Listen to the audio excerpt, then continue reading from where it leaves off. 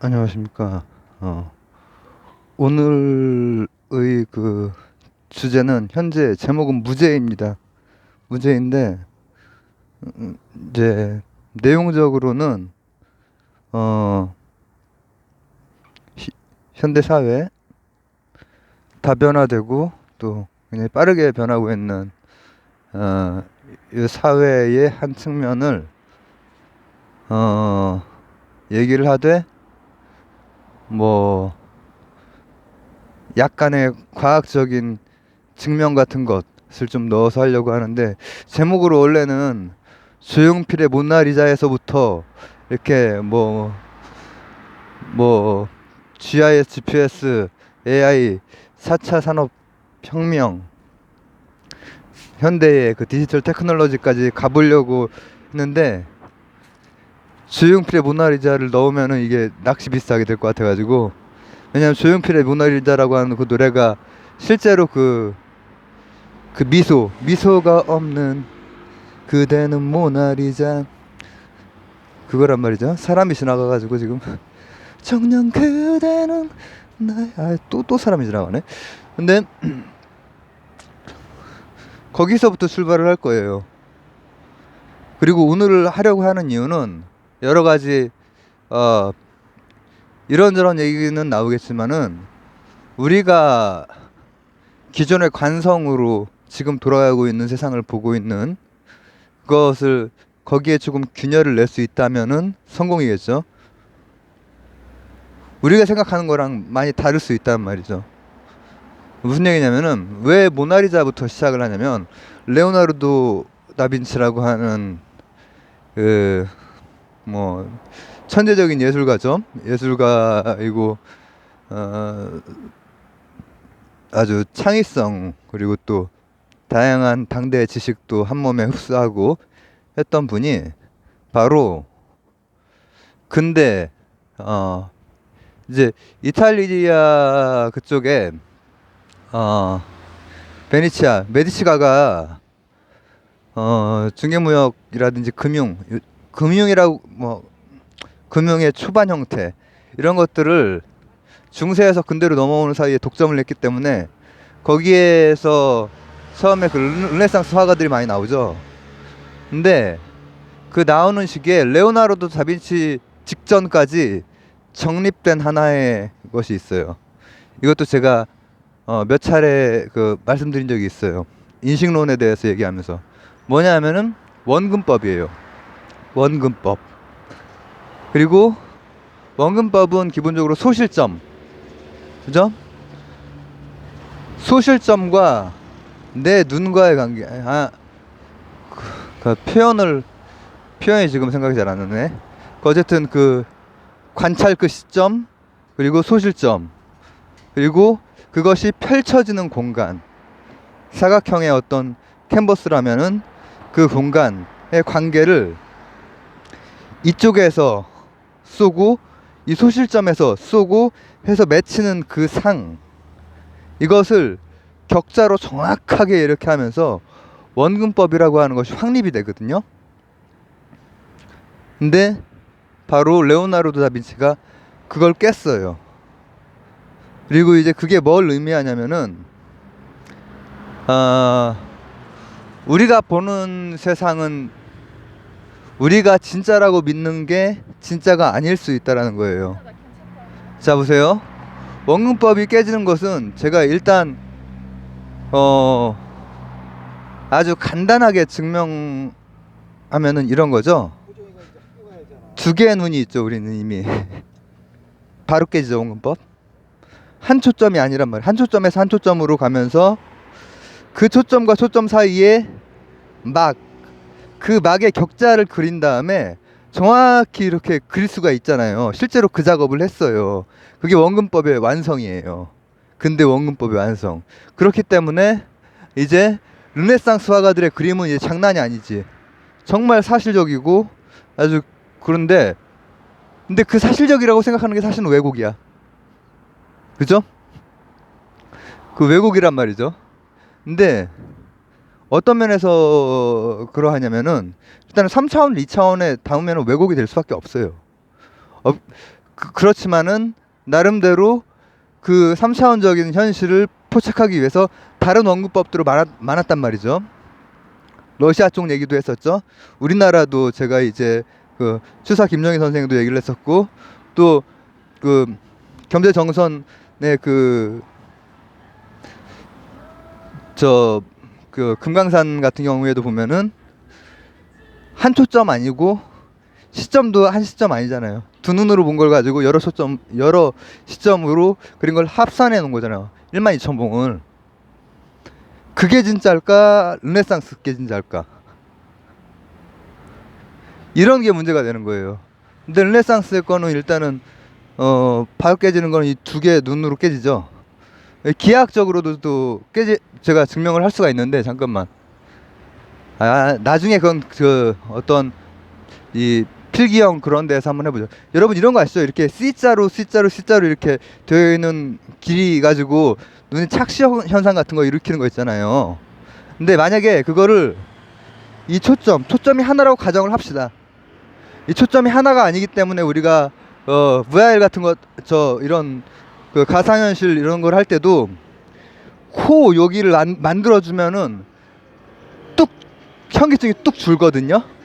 그게 현실이기 때문에, 그게 현실에 더 가까운 것이기 때문에. 근데 만약에 한 점이라고 해도 우리 그 길이 가지고 장난치는 C자 모양의 이렇게 길쭉한 거를 가운데 쪽 초점 쪽하고 양쪽으로 놓으면은 기하학적으로 이 가운데 있는 각도, 양쪽에 있는 각도가 양쪽에 있는 그 각도 이 세터가 더 크게 나와요. 그렇기 때문에 원근법이 수학적으로 일시에 무너지는 거예요. 수학적으로. 그게 완전하다고 생각했는데, 그래서 그런 다양한 뭐라고 하면 좋을까, 이 원근법의 오류를 계속해서 이렇게 나왔기 때문에, 이 레오나르도 다빈치 같은 경우에는 그런 방식으로 그 격자점이라고 하는 것은 내쪽과 소실점에서 쏴오는 그 빛의 피라미드, 사각형에다 그려야 되니까 사각형이면은 피라미드형이 되겠죠. 한 점에서 사각형으로 딱딱딱딱 쏘면은, 이 어떤 물체에서도 딱딱딱딱 쏘면은 그게 이제 그림, 이 사각형 격자 안에 있는 그림이 되는 거예요. 근데 그게 진실이 아니라는 거지.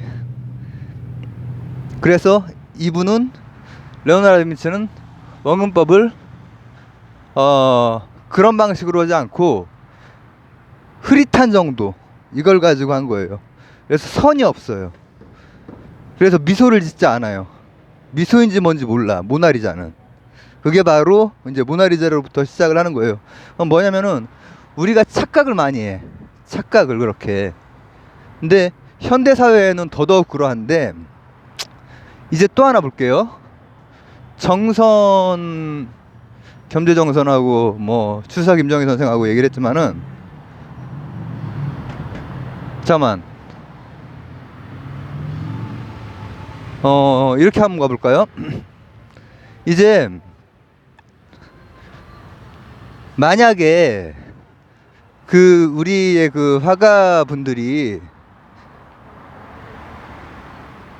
원근법적으로 그렸다고 치면 그것은 일단 절대적인 진리가 아니죠. 여기 있는 거랑 바로 바뀌어 버리잖아요.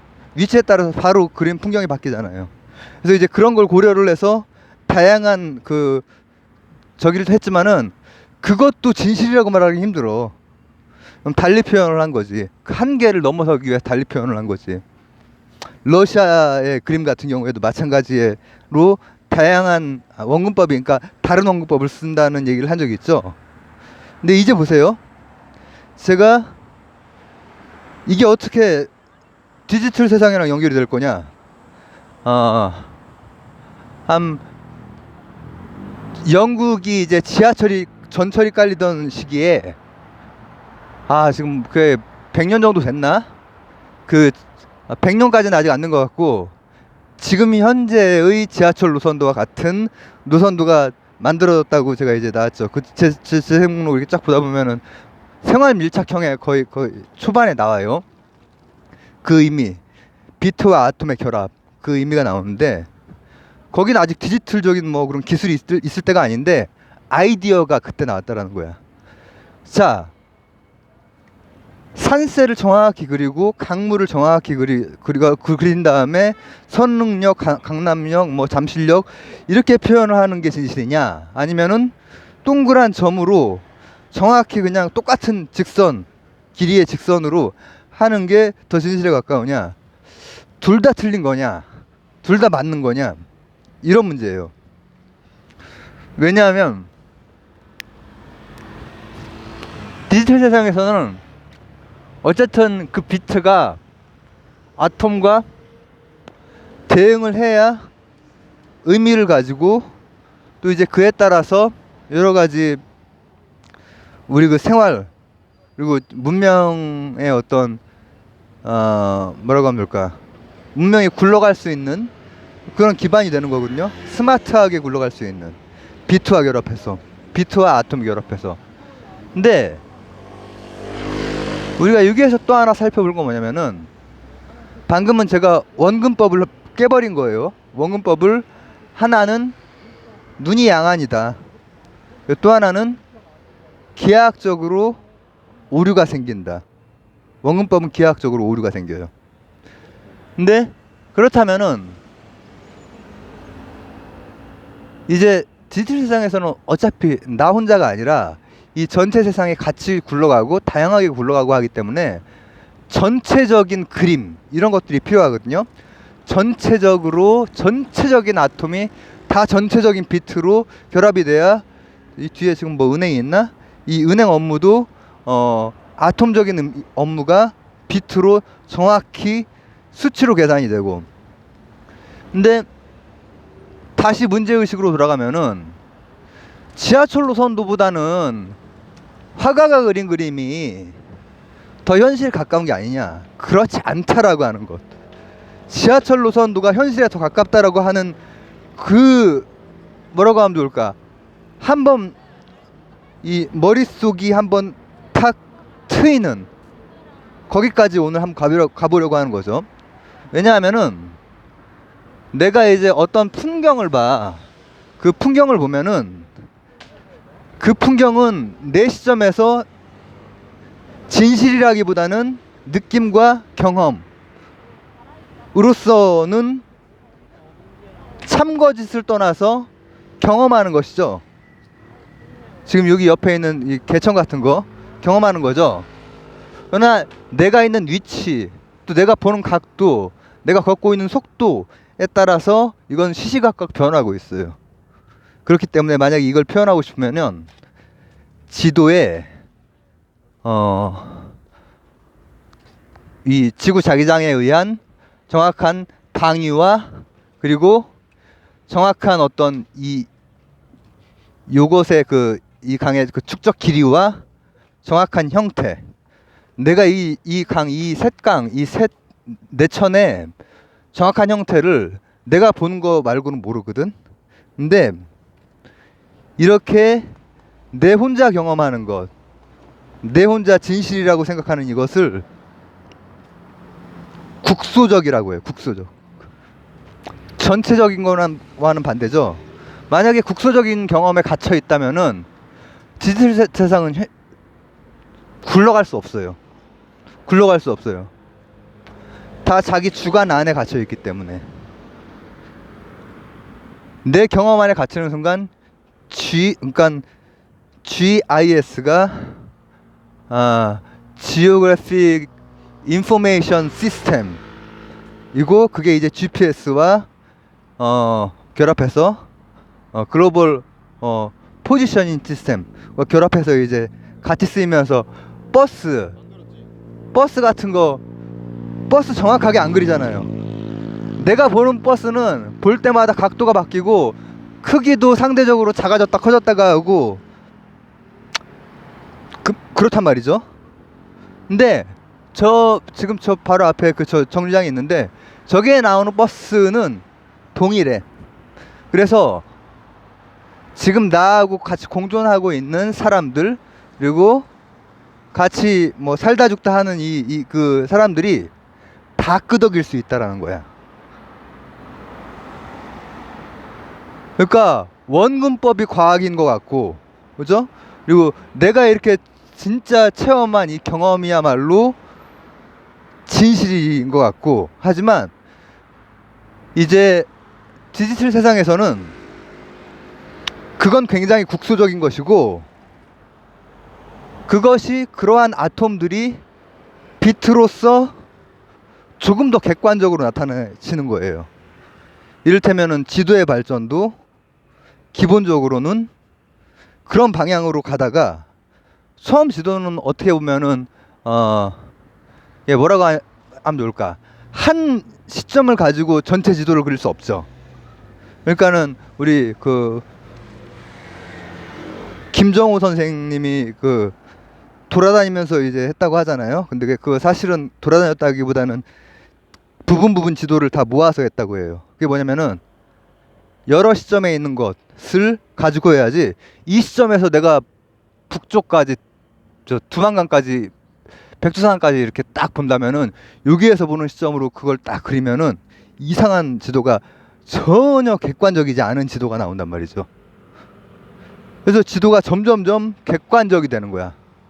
그건 뭐냐면은 이제 소실점 하나인, 그리고 요 보는 점 하나인 원근법적인, 그게 어쩌면은 과학적인 게 아니라 오히려 주관적인 거란 거지. 그걸로 포착해서 우리 삶에 활용하는 게 아니라, 지도가 발달할 때 이제 각각 시점마다 따다다닥 다 시점을 가지고 그려서 객관화 시키는 거야. 근데 거기에서 더 나간 것이, 그것을 지하철 노선도라든지 위상학적으로 바꾸는 거죠. 필요에 의해서. 만약에 정교한 뭐 그게 필요한 것, 그리고 제가 이제 GIS 할 때 처음에 그게 콜레라랑 관련해서 GIS 시스템이 그 벌써 수십 년 전, 그때 1800년대에 아마 쓰였거든요. 라고 했는데, 필요에 의한, 뭐라고 하면 좋을까, 비트화, 모듈화를 시키는 거죠. 그리고 그게 각 개인의 주관보다 훨씬 더 그 용도에 맞는 객관화를 보증받게 되는 것이고. 그래서 오늘 이제 그 제가 그 얘기를 하려고 하는 것은, 우리가 지금 예를 들어 저는 그 QR 코드는 그 네이버 가지고 이렇게 깔아보라고 해서 깔아보긴 했는데, 그걸 가지고 뭘 이렇게 뭐 해본 적은 없지만, 그게 됐거나 아니면 전자상거래도 저는 없어요. 근데 그런 것들을 할 때 우리는 그거에 해당된다고 생각되는 어떤 버튼을 누르면은 이게 배달이 되죠. 택배로 오죠. 아니면 선적된 다음에 한 달, 두 달 뒤에 오죠. 근데 그게 이제 개인이 아니고, 사람은 혼자 사는 게 아니라 최소한 2명 이상, 그리고 이제 글로벌한 이 세상에서는 관점, 우리가 가지고 있는 관점에서 이미 그런 관점의 한계들을 일찍 자각해서 원근법도 깨졌지, 그리고 지도도 좀 더 객관적이 됐다가 나중에는 거의 모듈화가 돼버리죠. 그리고 그게 더 진실이 되는 거지. 왜냐하면은 거기에다가 화가 같은 지도가 되면은 쓸모가 없는 정도가 아니라 헷갈려 더. 그죠? 필요에 따라서 필요한 부분은 해주고, 필요하지 않은 부분은 위상학적으로 해주고, 그래야 아톰과 비트를 결합시킬 수 있단 말이에요. 아톰과 비트를 결합시키는 이제 그 비용 단가, 비용 편익이 점점 이제 세상 굴러가는 거에 많은 부분으로 퍼져가고 있는 거죠.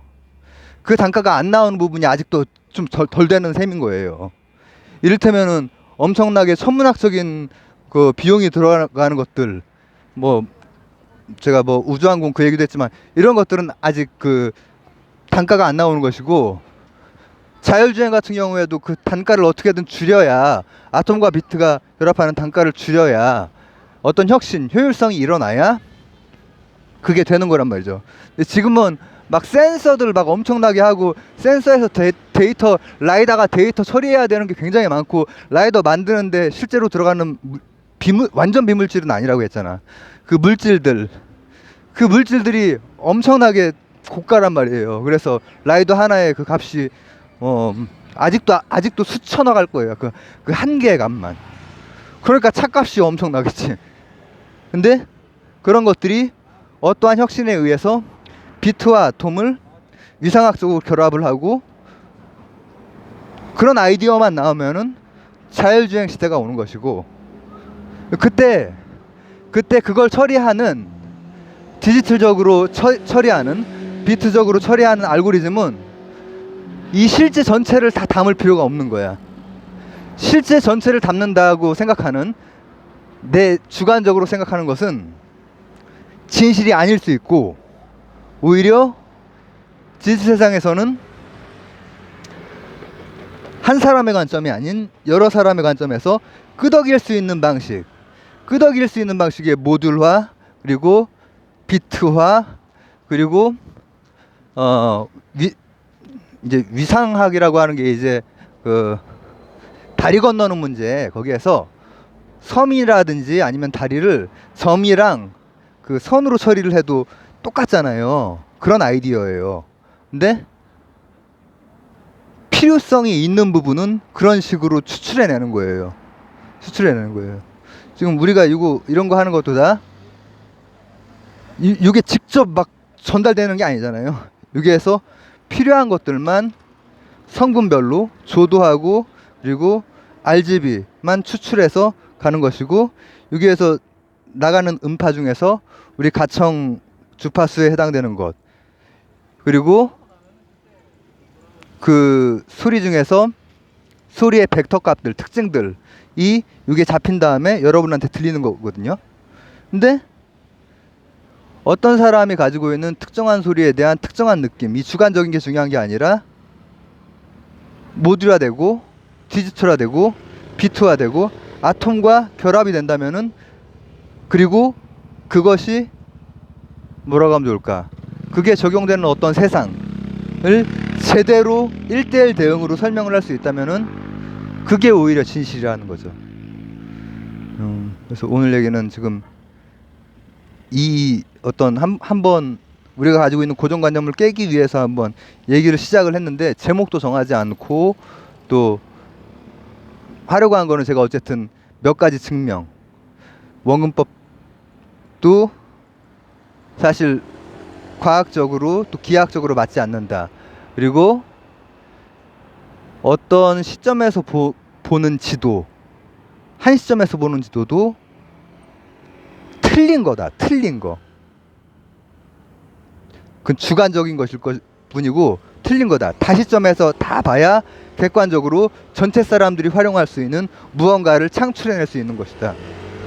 그리고 특히 이제 지하철 노선도 같은 경우에는 이제 다시점에서 아주 정확한 묘사를 할 필요도 없고, 필요한 부분을 거기에 집어넣을 수 있느냐, 추출해내서 집어넣을 수 있느냐, 그리고 그걸 디지털적으로 뭐 디코딩 할 수 있고, 그리고 이제 거기에 데이터가 굉장히 많이 들어가고 한다면은 그것을 몇 번 혁신을 하면은 이제 그 애킨슨 그 공정이 그 혁신으로 굉장히 효율을 높였듯이, 그런 식으로 효율을 높여가면서 디지털 세상에 디지털적인 스마트한 삶의 이익들, 이런 것들이 굴러가고 있고 앞으로 그런 방향으로 이제 간다는 거죠. 그래서 오늘은 이제 좀 이따 제목을 정해야겠다. 이런 부분을 한번 같이 생각을 나눠보고 싶어서 우리의 그 고정관념을 한번 흔들어 보자. 디지털 세상에서 특히 이제 4차 산업혁명의 시기에는 아톰과 비트의 결합. 그래서 이제 이런 사물 인터넷을 통해서 뭔가 센서를 통해서 뭐가 막 이렇게 데이터가 와. 그리고 그 데이터들이 클라우드에 올라가. 클라우드가 됐건 아니면은 뭐 예전식의 데이터베이스가 됐건 큐보이드 방식이 됐건 그 데이터를 처리를 해. 지금은 AI적으로 처리를 하지. 근데 AI적 알고리즘 이런 것들이 가성비가 나오면은 가성비가 나오는 부분까지 쓰이는 거야. 앞으로 점점 더 쓰일 거야. 혁신들이 일어나고 또 아이디어들이 생기니까. 근데 그때 중요한 것은 내 개인 차원, 한 개인 차원에서의 그 진리가 아니고 오히려 전체적인 상황에서 필요한 것들을 추출해내는 것이 그게 오히려 그 진실 혹은 실용적인 관점에 부합한다 이거지. 그리고 나서 그 알고리즘에 의해서 어떤 삶의 질을 높일 수 있는 추천 시스템이 됐건 아니면은 자율주행이 됐건 내비게이션이 됐건 내비게이션에서도 GIS가 기본적으로 들어가는 거란 말이죠. 근데 그 GIS는 한 시점으로 본 게 아니라 이거죠. 얘가 좀 주절주절이 됐네. 마무리가 잘 안 되고 뭐 이런 것도 한번 그냥 주절주절 남겨보고 싶어서 얘기를 한번 꺼내봤습니다. 감사합니다.